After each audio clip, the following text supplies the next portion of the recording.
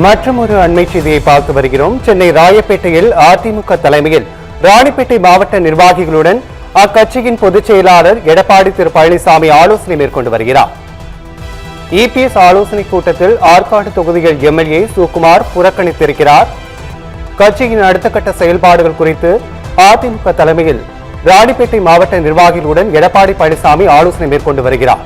சென்னை ராயப்பேட்டை அதிமுக தலைமை அலுவலகத்தில் ராணிப்பேட்டை மாவட்ட நிர்வாகிகளுடன் அக்கட்சியின் பொதுச் செயலாளர் எடப்பாடி பழனிசாமி ஆலோசனை மேற்கொண்டு வரும் நிலையில் ஆற்காடு தொகுதியின் எம்எல்ஏ சுகுமார் அக்கட்சியின் கூட்டத்தை புறக்கணித்திருக்கிறார். அதிமுகவிலிருந்து முக்கிய நிர்வாகிகள் தாவேகாவில் இணைந்து வரும் சூழலில் ஆற்காடு தொகுதி எம்எல்ஏ சுகுமார் புறக்கணித்திருப்பது பெரும் விவாதத்தை கிளப்பியுள்ளது.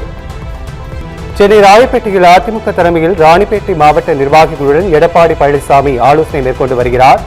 இபிஎஸ் ஆலோசனை கூட்டத்தில் ஆற்காடு தொகுதியின் எம்எல்ஏ சுகுமார் புறக்கணித்திருக்கிறார். தொடர்ச்சியாக அதிமுகவில் பல்வேறு முக்கிய நிர்வாகிகள் தாவேகாவில் இணைந்து வரும் நிலையில் ஆற்காடு தொகுதி எம்எல்ஏ சுகுமார் புறக்கணித்திருப்பது விவாதத்தை கிளப்பியிருக்கிறது. இந்நிலையில் இபிஎஸ் ஆலோசனை கூட்டத்தில் ராணிப்பேட்டை மாவட்ட நிர்வாகிகளுடன் இபிஎஸ் கட்சியின் அடுத்த கட்ட வளர்ச்சி மற்றும் திட்டங்கள் குறித்து ஆலோசித்து வருவதாக தகவல்கள் தெரிவிக்கின்றன. அதிமுகவின் அடுத்த கட்ட நகர்வு எவ்வாறு இருக்கும் என்பது இக்கூட்டத்தில் தெரியவரும் என்றும் எதிர்பார்க்கப்படுகிறது.